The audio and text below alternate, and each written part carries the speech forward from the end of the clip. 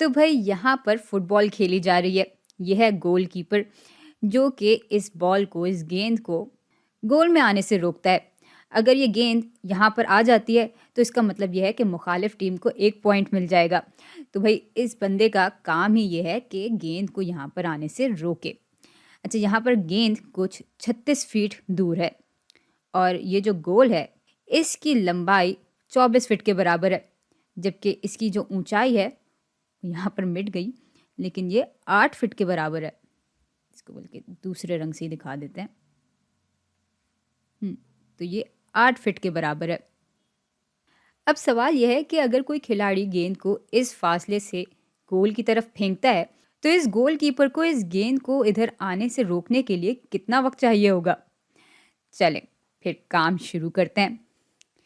भाई कोई भी खिलाड़ी गेंद को या तो इस कोने तक फेंकना चाहेगा या तो इस कोने तक फेंकना चाहेगा, क्योंकि भाई अगर आप गौर करें तो ये दोनों जो ट्रायंगल्स हैं, जो त्रिकोण है, वो एक राइट एंगल ट्रायंगल बना रहे हैं।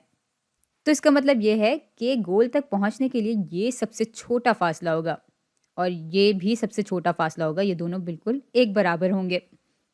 अच्छा, साथ ही खिलाड़ी चाहेगा कि गेंद को ना सिर्फ इस फासले पे फेंके बल्कि यूं ऊपर की तरफ फेंके, ताकि गोलकीपर को गेंद रोकने में ज़्यादा मसला हो। भाई यहाँ तो वो आराम से रोक देगा, लेकिन चूंकि ये गोल 8 फीट ऊंचा है तो अगर खिलाड़ी सबसे ऊपर फेंके गेंद को तो इस गोलकीपर के लिए शायद थोड़ा मुश्किल हो गेंद को पकड़ना। बिल्कुल इसी तरह से आप बस समझ लें कि यहाँ पे भी यही चीज़ बन रही होगी। ये दोनों फासले बिल्कुल एक बराबर होंगे। तो चलें ऐसा करते हैं कि पहले ये फासला मालूम करने की कोशिश करते हैं। भाई गोलकीपर बिल्कुल बीच में खड़ा हुआ है इस लंबाई के, तो इसका मतलब ये हुआ कि ये जो लंबाई है वो 12 फीट के बराबर होगी, ये लंबाई भी 12 फीट के बराबर होगी। तो इस लंबाई को मालूम करने के लिए हम यहाँ पर पाइथागोरस थ्योरम लगाएंगे। पाइथागोरस थ्योरम में ये लंबाई बराबर हो जाएगी 36 के स्क्वायर जमा 12 के स्क्वायर रूट के। इसको जब हम कैलकुलेटर की मदद से हल करेंगे तो हमारे पास तकरीबन 37.95 आ जाएगा। यहाँ पे यूनिट भी लिख देते हैं। तो ये जो फासला है वो तकरीबन बराबर है 37.85 फीट के। ये फासला भी इतना ही लंबा होगा। चल, इसको भी लिख दिया। अच्छा, अब चूंकि हमारे पास ये फासला आ गया है और ये फासला हमारे पास मौजूद है और यहाँ पर एक और राइट एंगल ट्रायंगल बन रहा है, तो हम ये फासला भी मालूम कर लेंगे। तो इसको मालूम करने के लिए हम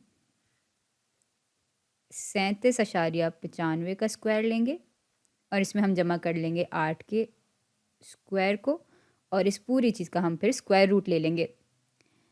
यूँ हमें ये जो फासला है वो मालूम हो जाएगा। तो भाई इसको जब हम कैलकुलेटर की मदद से हल करते हैं तो हमें तकरीबन 38.78 फीट मिल जाता है। तो यहाँ पर हम इसका फासला लिख लेते हैं।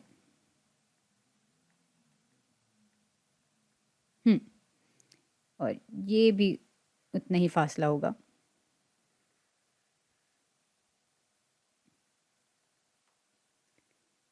चल मज़ीद आगे बढ़ते हैं।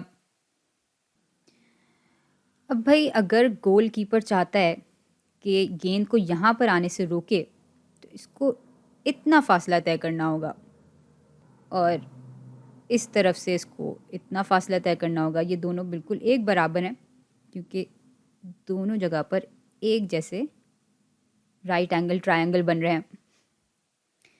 ये फासला 12 फीट के बराबर है, ये फासला 8 फीट के बराबर है, तो ये फासला बराबर हो जाएगा। बल्कि इसको गुलाबी रंग से दिखा देते हैं।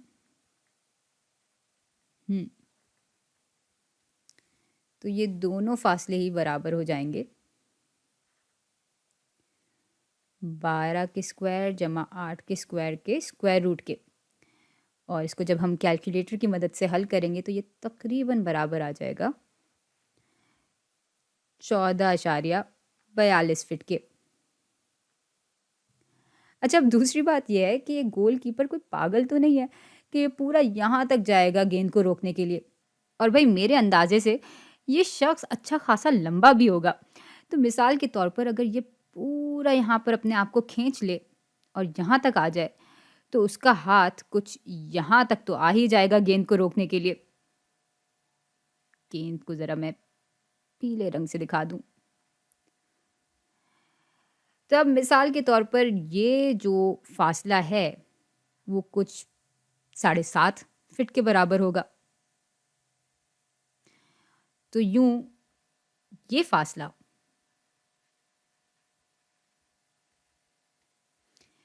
ये बराबर होगा 14.42 माइनस 7.5 के। इसको लिख भी लेते हैं।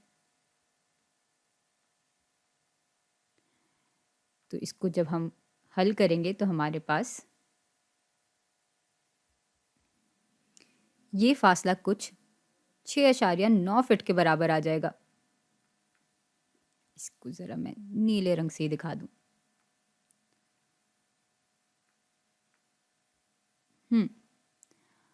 और बिल्कुल यही चीज यहां पर भी हो रही होगी। तो ये भी जो फासला है वो भी 6.9 फीट के बराबर होगा।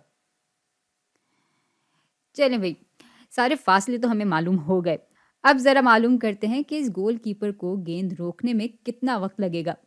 और यही हमारा असल सवाल था। लेकिन भाई अगर हम इस पूरी चीज़ का खुलासा करें तो गेंद को यहाँ तक पहुँचने के लिए या यहाँ तक पहुँचने के लिए 38.78 फीट का फासला तय करना होगा। और गोलकीपर को इस गेंद को यहाँ पर आने से रोकने के लिए कुल 6.9 फीट का फासला तय करना होगा। चले अब ज़रा आते हैं कि गोलकीपर को कितना वक्त लगेगा यहाँ तक पहुँचने में और इस गेंद को कितना वक्त लगेगा यहाँ तक पहुँचने में। और भाई उस हिसाब से हम मालूम करेंगे कि गेंद को यहाँ पर पहुँचने से रोकने के लिए गोलकीपर को ये फासला कितनी जल्दी तय करना होगा। अच्छा, अब मान लेते हैं कि ये गेंद जो है वो खिलाड़ी 60 मील फी घंटे की रफ्तार पे फेंकता है। तो भाई ये है गेंद की रफ्तार। और फ़र्ज कर लेते हैं कि ये बहुत ही अच्छा खिलाड़ी है ये गोलकीपर और ये 15 मील फी घंटे के हिसाब से भाग सकता है। तो ये है खिलाड़ी की रफ्तार। मैं इस वक्त लिखना नहीं चाह रही तो मैंने यहाँ पर खिलाड़ी को बना दिया है।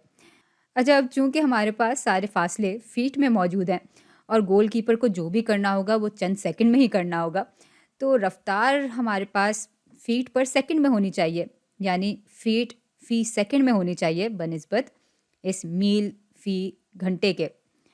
तो इसको फीट पर सेकंड में लाने के लिए हमें 60 को ज़रब देना होगा उतने फीट से जो कि 1 मील में पाए जाते हैं। भाई 1 मील में कुल 5280 फीट पाए जाते हैं और इसको फिर हम तकसीम कर देंगे जितने सेकंड 1 घंटे में होते हैं। तो 1 घंटे में 3600 सेकंड होते हैं। अच्छा, बिल्कुल इसी तरह से हम 15 मील फी घंटे को भी फीट फी सेकंड में लाने की कोशिश करेंगे। तो उसके लिए 15 को हम ज़रब दे देंगे 5280 बटा 3600 से। इस पूरी चीज़ को जब हम हल करेंगे तो हमारे पास गेंद की रफ्तार बराबर आ जाएगी 88 फीट फी सेकंड के। और इस पूरी चीज़ को जब हम हल करेंगे तो हमारे पास इस गोलकीपर की रफ्तार आ जाएगी जो कि बराबर होगी 22 फीट फी सेकंड के। चलें, फासले भी हमें मालूम हो गए और हमारे पास इन दोनों की रफ्तार भी आ गई। तो अब हम बहुत आराम से रफ्तार का फॉर्मूला इस्तेमाल कर कर वो वक्त मालूम कर सकते हैं जितना गेंद और इस खिलाड़ी को लगेगा यहाँ तक पहुँचने में। चलें काम शुरू करते हैं। तो गेंद का यहाँ तक पहुँचने का वक्त बराबर होगा इस फासले, जो कि बराबर है 38.78 फीट के, बटा इस गेंद की रफ्तार के, यानी 88 के। इसको जब हम कैलकुलेटर की मदद से हल करेंगे तो हमारे पास 0.44 सेकंड आ जाएंगे। अच्छा, अब ज़रा देख लेते हैं कि इस खिलाड़ी को कितना वक्त लगेगा 6.9 का फासला तय करने में। 6.9 को हम तकसीम कर देंगे खिलाड़ी की रफ्तार से, जो कि बराबर थी 22 फीट फी सेकंड के। 6.9 भी हमारे पास फिट में ही मौजूद है। तो इसको जब हम कैलकुलेटर की मदद से हल करेंगे तो हमारे पास 0.31 सेकंड आ जाएगा।